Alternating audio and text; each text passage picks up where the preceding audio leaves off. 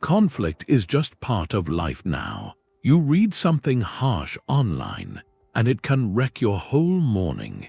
You have a tense disagreement at work, and it stays with you for days.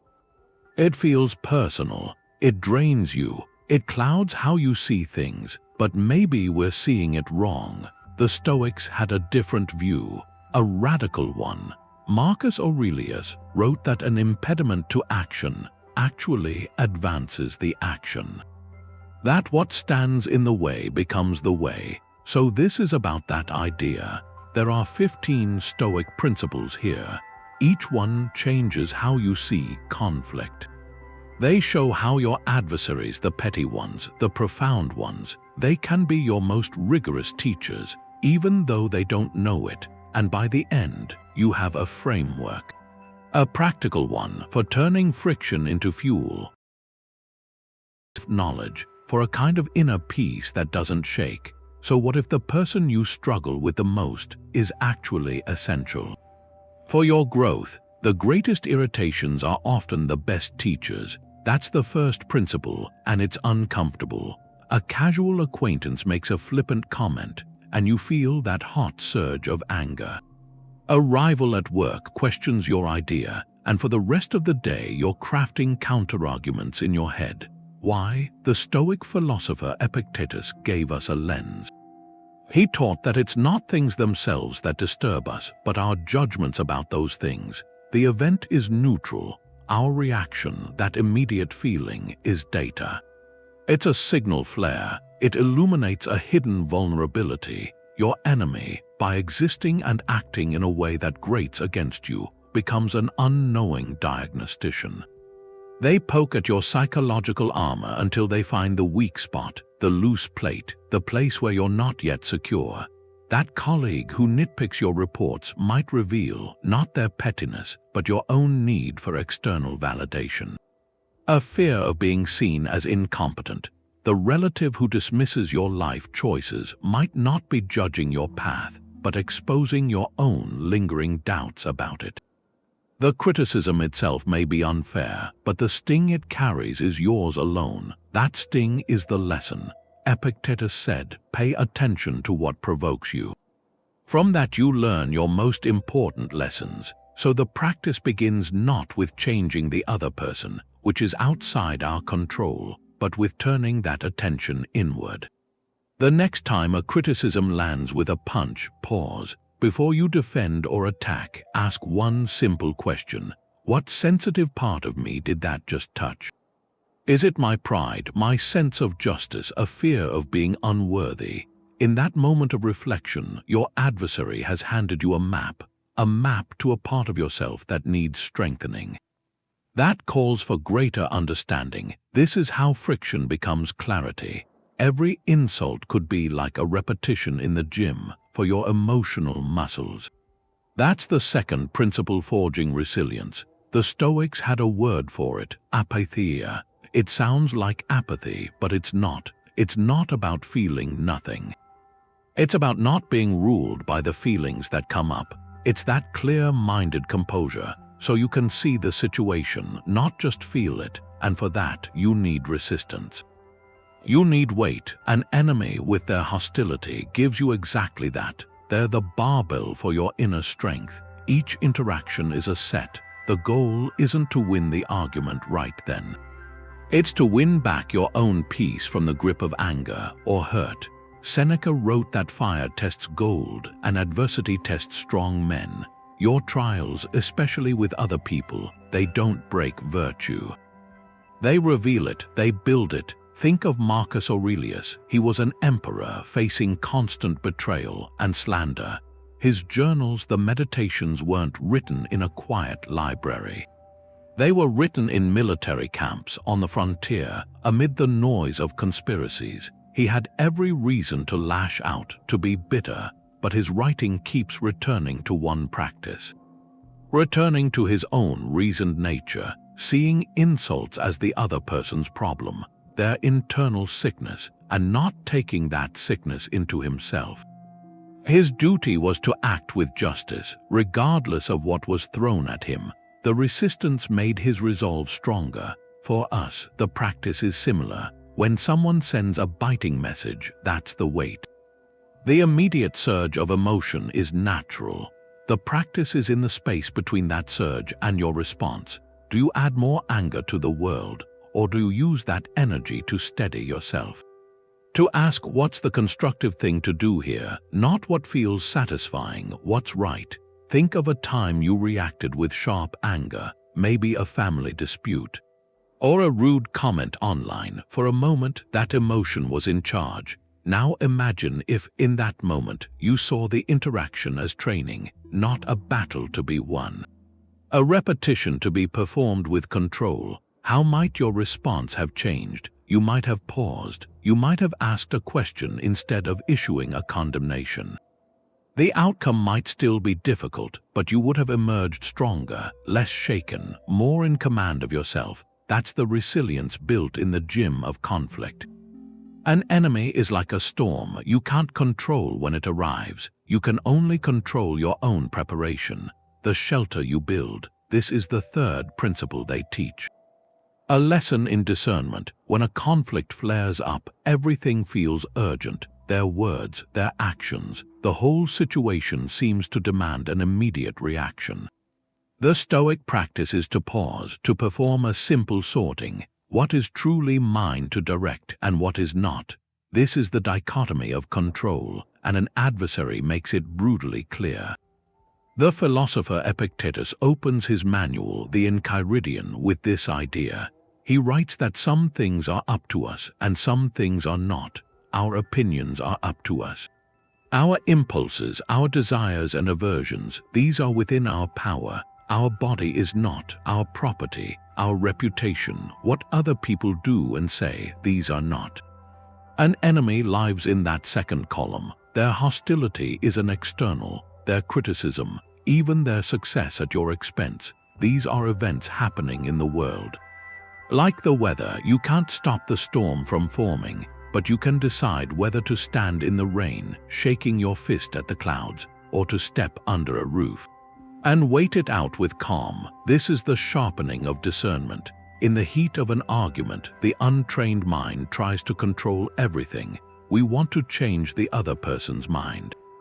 We want to force an apology. We want to control how we are perceived. It's exhausting and it's futile. The trained mind learns to pull its energy back, to invest it only in what is its own. Think of the online troll who leaves a cruel comment. Their words are their business, their choice to post. That's an external event. Your business is your judgment of those words. Is this worth my attention? That's up to you. Your response is up to you. Do I engage with reason? Do I ignore it? Do I use the platform's tools? Your values are up to you. Will I let this stranger's opinion dictate my mood? The conflict becomes a live exercise. Each time you feel that pull to control the uncontrollable, your adversary has pointed to a boundary. They show you where your power ends and where your real power begins, over yourself. So try this. Think of a current friction in your life. Write down 3 things about it you wish you could control. Maybe it's their tone of voice, their stubbornness, an unfair outcome. Now sort them. Is their tone up to you? No, it's an external. Is your own patience up to you? Is your clarity of speech up to you? Absolutely, that is your shelter. This sorting isn't about giving up. It's about focusing your energy with precision.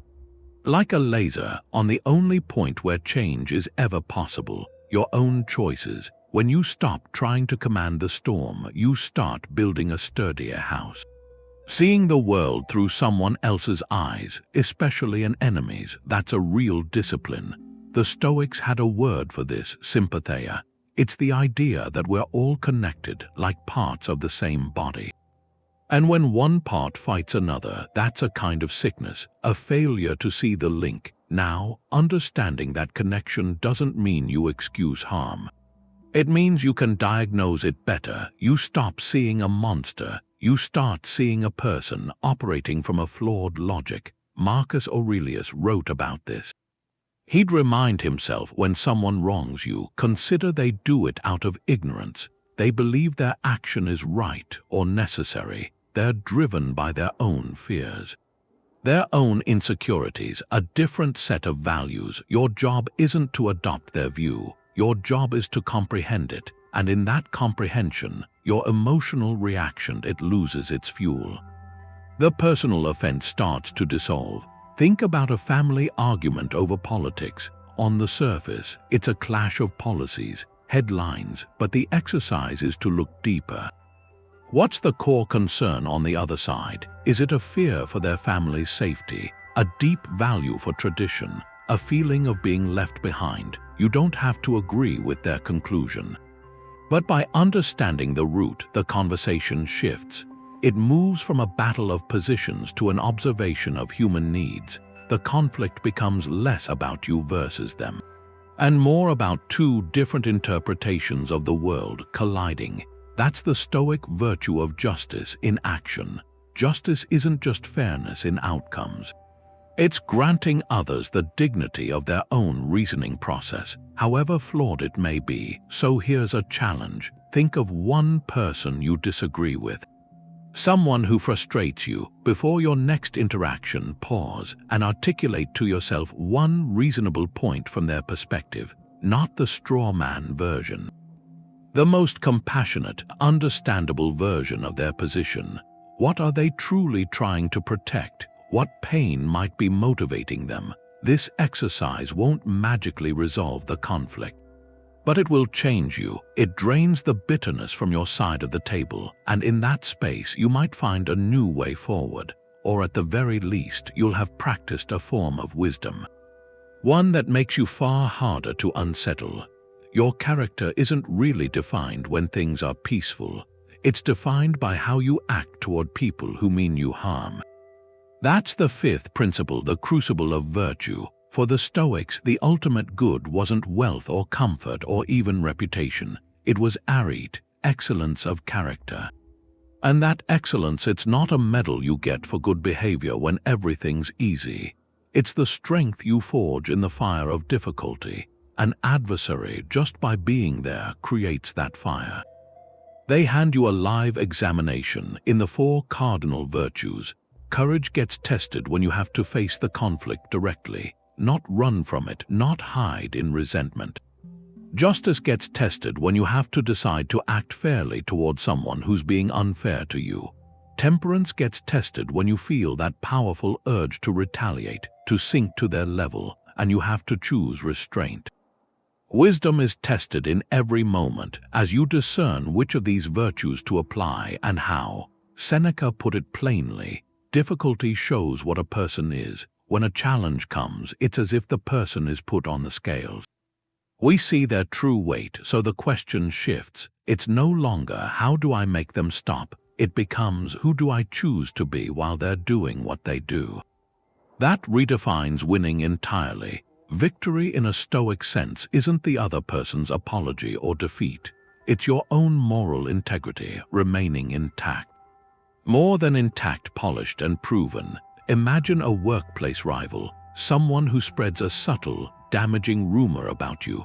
The immediate, untrained reaction might be to gather allies and spread a counter-rumor. To outmaneuver them in a shadow war, the Stoic exercise is different. It asks, what does courage look like here? Maybe it's a calm, private conversation where you state the facts without accusation. What does justice look like? It's refusing to damage their reputation in return, even though you could. What does temperance look like? It's channeling the anger into a more excellent performance of your own duties. And wisdom ties it all together, choosing the action that aligns with your principles, not your pride. In that framework, you win by default because your goal was never to destroy them. Your goal was to be a person who could not be destroyed by such things, a person who emerges from the friction not with more scars, but with more strength. So reflect on a current tension in your life. If you defined victory not by their behavior changing, but by your own conduct matching your highest ideals, what would you do differently tomorrow? That single question turns an enemy from an obstacle into an architect. They are building, without knowing it, a sturdier version of you. the person you don't like might tell you something you need to hear. That's the sixth principle. They give you feedback you didn't ask for, but it can be valuable. It's hard to accept because the way they say it is often poisonous. It's wrapped in sarcasm or a sneer or anger. Your instinct is to throw the whole thing out, to defend yourself, to dismiss them. Stoicism asks for something more careful. It asks you to become a filter, to separate the toxic intent from what might be true in the words. Epictetus had clear advice. He said, if someone criticizes you and seems wrong, don't defend against the accusation. Look at your own conduct instead. See if what they're saying is true. If it is, correct yourself. If it isn't, laugh it off inside. The point isn't to accept their story about you. It's to use their words as a prompt for an honest look at yourself. The malice is theirs. The chance to improve is yours. Think of a rival. In a tense meeting, they snap that you're always disorganized, that you miss details. It feels unfair. The tone is hostile. Everything in you wants to fight back, to list the times you were prepared, to point out their flaws, but pause. Filter the comment, discard the anger in their voice, discard the word always, which is probably an exaggeration. What's left? Is there a kernel there? Have there been one or two recent times a detail was missed? Maybe a system could be tighter. That's the feedback, harsh, unasked for, delivered badly, but it might point to a real area for growth. By addressing it, you don't validate their cruelty. You show a strength they don't have, the ability to learn from anywhere. You turn their attempt to undermine you into a tool. To become more competent, more unshakable, the practice is surgical. You take the critical comment and lay it out neutrally. You ask, stripped of the emotion and the exaggerations, is there an actionable fact here? Maybe a family member says you never listen. The never is the emotion talking, but is there a pattern where you interrupt on certain topics? That's the data point. So here's an exercise. Think of one piece of recent negative feedback from anyone. A comment, a critique, even a look. Write it down, then pull out one neutral, observable fact from it. Just one. If they said you were selfish for taking a weekend trip, the neutral fact might be, I chose to prioritize a personal desire over a group expectation. That's not a judgment, it's an observation. Now you can decide calmly if that's a pattern you want to adjust, or if it was a valid choice. Either way, you've taken the sting out. You've gained a mirror. Your enemy, in their clumsy, angry way, handed you that mirror, and looking into it honestly is a power they can't take from you. The gap between provocation and response, that's where your freedom is. And enemies, they help you widen that gap. That's the seventh principle they teach. The discipline of non-reaction. It's not about being passive. It's about being deliberate. The Stoics, they saw the mind as having a kind of checkpoint. They called it a scent. An impression hits you. Someone insults you. The impression is, I've been wronged. I have to fire back. That feeling, it's automatic. But giving your agreement to that feeling, assenting to the idea that you must retaliate, that's a choice. You can withhold it. You can let the wave of emotion crash and then just watch it recede. Without being pulled out with the tide. Epictetus had an image for this. He said, remember, you are like the rock the waves keep crashing against. It stands unmoved. And around it, the sea grows calm. The rock doesn't fight the waves. It doesn't shout back. Its stillness over time quiets the water around it. Your enemy, with every provocation, is giving you a chance to practice being that rock. To feel the impact and choose not to crumble, not to erode into a reaction you'll regret. The modern world, it's built for instant reaction. A harsh email demands an immediate reply. A social media post begs for a clever retort. The discipline is to insert a space. A simple method is the 24-hour rule. When you get a communication that sparks anger or defensiveness, you make a pact. You will not respond for one full day. You can write the draft if you need to get it out of your system, but you don't send it. You let it sit. In that space, something happens. The initial heat dissipates. You start to see the situation with clarity, not just emotion. You might realize a response isn't even necessary, or you craft one that addresses the issue, not the insult. You move from being reactive to being strategic, from emotional to effective. So reflect for a moment. What's your automatic habit in conflict? Is it sarcasm?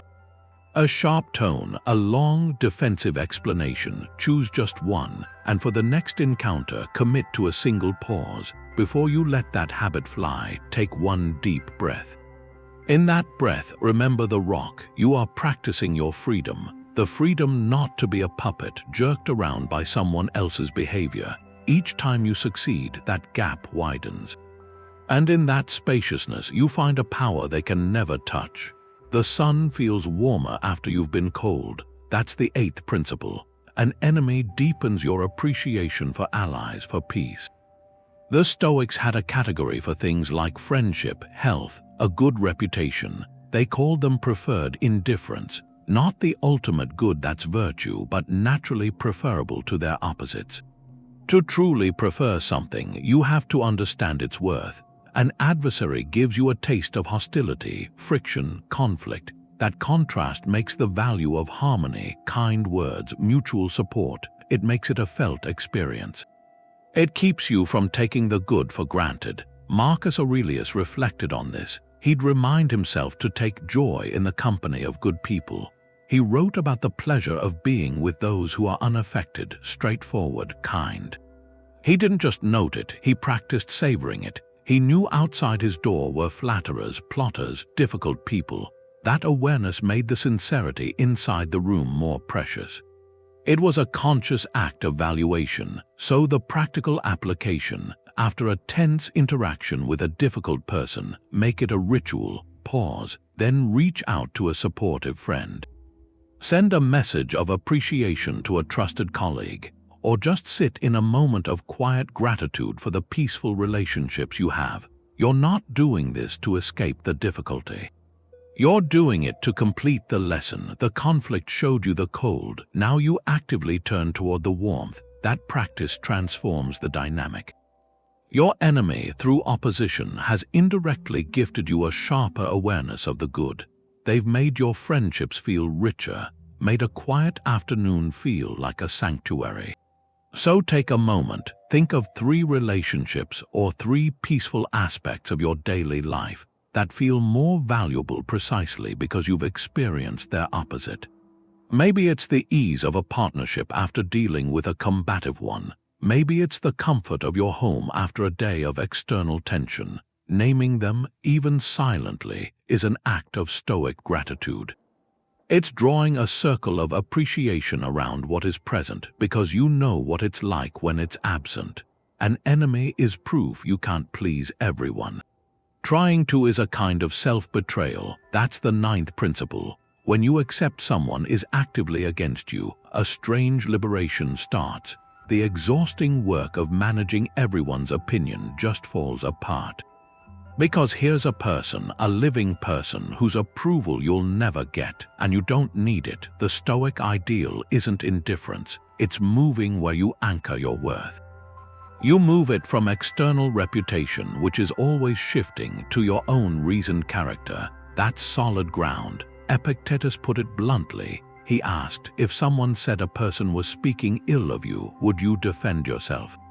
No, instead, reply, he must not know my other faults, or he wouldn't have mentioned only these. It's not self-deprecation, it's a radical detachment.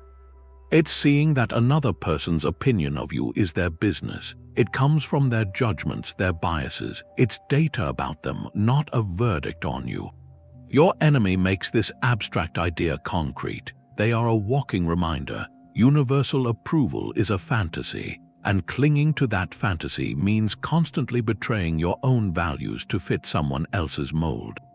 Look at any effective public figure, an artist with a distinct style, a leader with a clear vision. They are always loved by some and hated by others. Their power often comes from ignoring a significant part of the opinion around them, from staying true to their mission despite the noise. The criticism doesn't disappear. It just loses its power to steer them. For us, the practice is internal. It's about auditing where we're still seeking that impossible universal approval. Where are we softening our true opinions to avoid conflict? Where are we hiding a passion because someone might mock it? Your adversary becomes a useful marker. They define a boundary. On one side is the territory of people you can potentially please. On the other side is the free territory of your own authentic life. So here's a simple exercise. Take a moment. Write down one thing you deeply believe or one value you hold that you know a particular adversary would disapprove of. A political view, a spiritual practice, a career choice, a way of raising your family. Now, next to it, write down why it is right for you, not why it's universally right, but why it aligns with your own reasoned judgment, your own experience. This act of affirmation is a reclaiming. It's you stating quietly but firmly that your compass points true. Even when the storm winds of another's disapproval blow hard against it, in doing that you thank your enemy for the lesson. They've shown you more clearly than any friend could where your freedom truly lies. Every enemy is a person who believes they're doing the right thing. That's the error, that's the insight. The 10th principle they teach is a shift. You stop seeing a monster and start seeing a flawed human. And that shift is the core of philanthropy, love of humankind. It starts with a difficult truth. No one does wrong willingly from their own view. They do it because their judgment is clouded in that moment. They confuse a lesser good for the real good. Marcus Aurelius reminded himself of this constantly. When people act in hurtful ways, remember it's from ignorance. They can't see the good, they're chasing a shadow. Consider what an adversary seems to be after. It might look like pettiness or cruelty, but look closer. The colleague who undermines you is probably chasing a mistaken good. Security, maybe, or status. The family member who judges you might be clinging to a mistaken good. Control or certainty. In their own internal story, they're the hero, protecting something they value. Their method is wrong. Their understanding of what matters is flawed.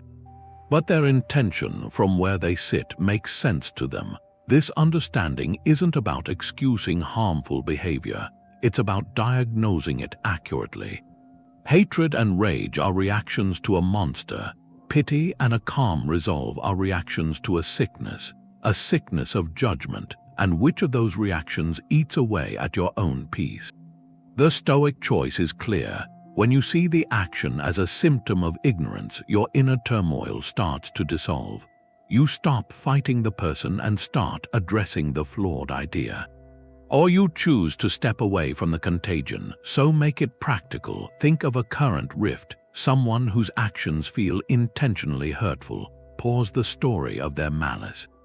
And complete this sentence just for yourself. This person is likely acting from a place of, is it fear, a deep insecurity, a wounded pride, a rigid belief they've never questioned. Try to name the underlying hunger, not the ugly behavior it creates. When you do that, something changes. The conflict becomes less personal. It becomes a case study in human error. Your own included. This is the shared humanity. We are all at times that person. We've all acted from confused judgment, from a place of fear pretending to be strength. Seeing your enemy this way doesn't grant them a pardon. It grants you a liberation. The heavy weight of hatred lifts, and in its place you might find a quieter, stronger emotion. A determination to protect your own clarity while understanding that their chaos is theirs to solve. This is how an enemy, through their brokenness, teaches you a deeper compassion. Not a soft sentiment, but a clear-eyed recognition of our universal fallibility. And from that recognition grows a resilience that bitterness could never provide. The 11th principle, it's about taking the doubt from an enemy, that opposition, and using it, a kind of alchemy. The Stoics talked about this. They said externals are just material.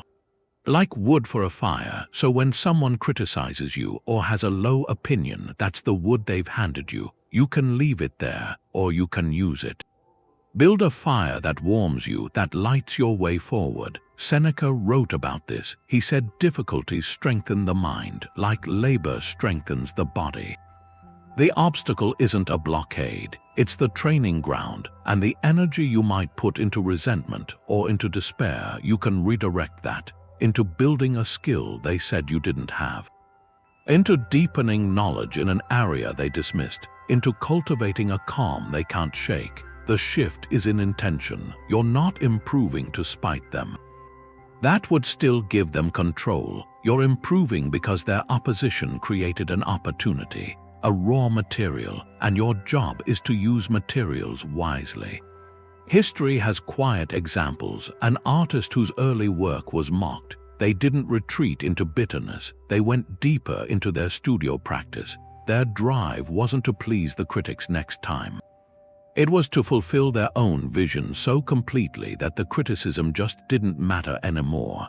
An athlete hears trash talk from a rival. They use it not as a distraction, but as a focus. For the next training session, they're not thinking about the rival's face. They're thinking about their own form, their own breath. The rival's voice is just the spark. The fire is their own discipline. The practice is the same for us. When you feel belittled or underestimated, pause. Recognize the emotional energy that comes up. That's the fuel. Instead of letting it churn inside, direct it. Choose one concrete thing connected to the criticism, even loosely. If someone implied you're not a leader, your project isn't to convince them. It's to study one aspect of leadership for 30 minutes this week, to practice delegating one small task. If someone dismissed your ideas, your task isn't to argue. It's to finish one small creative piece just for you. The action itself is the transmutation. So here's a prompt. Choose one area where you feel a pull to grow. Physical health, a skill, patience, knowledge. Dedicate your very next effort in that area to a simple phrase. Not "I'll show them," but "I am proving my better self right." Feel the difference. The first is a reaction tied to their opinion. The second is an affirmation anchored in your own potential. Your enemy, in their doubt, handed you the match. You decide what you light with it. A Stoic response to an enemy isn't just tolerance. It's about boundaries, but boundaries enforced with calm reason, not with emotional heat. That's the 12th principle. It's crucial. It connects to justice, but it's justice directed inward. Justice means giving each thing its due, and your own peace, your own mental clarity, is due respect. It's not a resource to be endlessly drained by someone else's hostility. So Stoic compassion includes a firm compassion for yourself. Allowing constant harm, even just verbal harm, is a failure. It's a failure of your duty to protect your own reasoned mind. Marcus Aurelius wrote about this balance. He wrote about performing every act as if it were your last with dignity. And part of that dignity is knowing when an interaction has stopped being an opportunity for growth, when it's become a source of pointless corrosion. The boundary isn't a wall of anger, it's a line drawn with calm precision. It says, you may do as you wish, but you may not do it here, not in my space, not with my peace. This is detachment in action. You detach from the desire to change them, and you attach to the responsibility of guarding your own inner citadel. Think of it practically. A family member continually brings up a topic they know upsets you, maybe to provoke a reaction. Endless tolerance means sitting through it, seething internally. Letting it ruin your evening. The Stoic boundary looks different. It might be a simple, neutral statement, delivered without accusation. Something like, I've shared that this topic is difficult for me. I'm going to step away from this conversation now. Then you do it. You leave the room. You end the call. The key is the calm. No dramatic sigh, no slammed door. The action itself carries the message. The same applies online. That account that consistently posts inflammatory comments on your content. Engaging in a debate is often what they want. Justice for yourself might mean using the platform's tools, muting, blocking, not as an act of aggression, but as a simple administrative act. You are curating your mental environment. Just as you would tidy a physical space, so here's an exercise. Identify one boundary you need to set or reinforce with a difficult person in your life. It doesn't have to be a grand declaration. It can be small. Then, draft a single, calm and firm sentence to communicate it. Practice saying it aloud in a neutral tone. For example, I won't be able to continue this discussion if the tone becomes personal. Or, I need to focus on my work now, so I'll be stepping away from this chat. The power isn't in their compliance, it's in your own clear, principled action. You are teaching them through your calm resolve how you expect to be treated. And more importantly, you are teaching yourself that your peace is worth protecting. That is a profound lesson, and your enemy, by necessitating it, has become the teacher once more. Most of what we fight about today will seem like ripples on a pond in 10 years. That's the 13th principle. It shows how nothing stays fixed. The Stoics practiced seeing change. An argument, a betrayal, a rivalry, it feels solid. It feels like the whole landscape, but they train to see it as weather, a passing storm in a long season. Marcus Aurelius wrote about this at night. He'd look at the stars and consider time. He wrote that even the loudest voices are soon forgotten, that fame and hatred both fade into the same silence. He wasn't being dark, he was zooming out the view from above. You pull your perspective back from the moment to the year to your life to history. From there, today's conflict shrinks. It becomes one event in a sequence, not meaningless but not all-defining. This builds steadiness. It keeps you from tying your identity or your lasting peace to a temporary problem. Your enemy, by causing such sharp but short distress, becomes a lesson in this flow. Think of an old conflict that consumed you, a friendship ending in school that split your world, a career setback that felt like the end. Where is that weight now? For most, the memory has softened. The details are fuzzy. The charge is gone. It's a story now, not a wound. That's the natural arc of almost everything. The practice is to use that foresight on your current tension, to borrow calm from your future self. So try this. Project forward 5 years. You're looking back at today, at your main conflict. Write one sentence in your mind from that future view. Will it be, "I can't believe I gave that person so much space in my head"? Or, "That was a hard chapter, but it taught me about boundaries"? Or, "I barely recall the details, I just remember choosing my peace"? This act of time travel changes the present. It drains the urgency from the drama. It doesn't mean you ignore the issue. It means you address it from stability, not panic. You act because it's right to act now, not from a fear that this moment is permanent. Your adversary, in their temporary role, has given you a gift. They've handed you a chance to practice seeing the river of time and your own small, steady boat on it. The water is rough here, but the river keeps moving, and you learn to move with it, not fight every ripple. Marcus Aurelius said the impediment to action advances action. What stands in the way becomes the way. That's not just a phrase, it's an operating system, and an enemy is the ultimate test of that system. They're a clear obstacle. A person-shaped obstacle, someone who says no, who creates friction, who stands between you and a smooth path. The untrained instinct is to see that person as a wall. You push against the wall in frustration, or you sit down in defeat. The Stoic flip is to realize the wall is also the material for building a ladder, or a tunnel, or for building stronger muscles to climb it.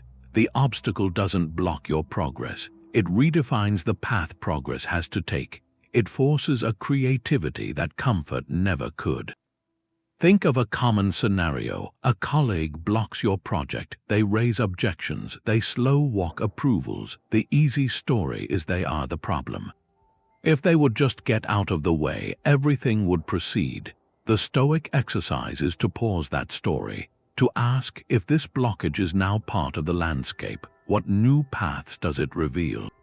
Maybe it forces you to develop deeper diplomacy, to learn how to address concerns you hadn't considered. Maybe it pushes you to build a broader coalition.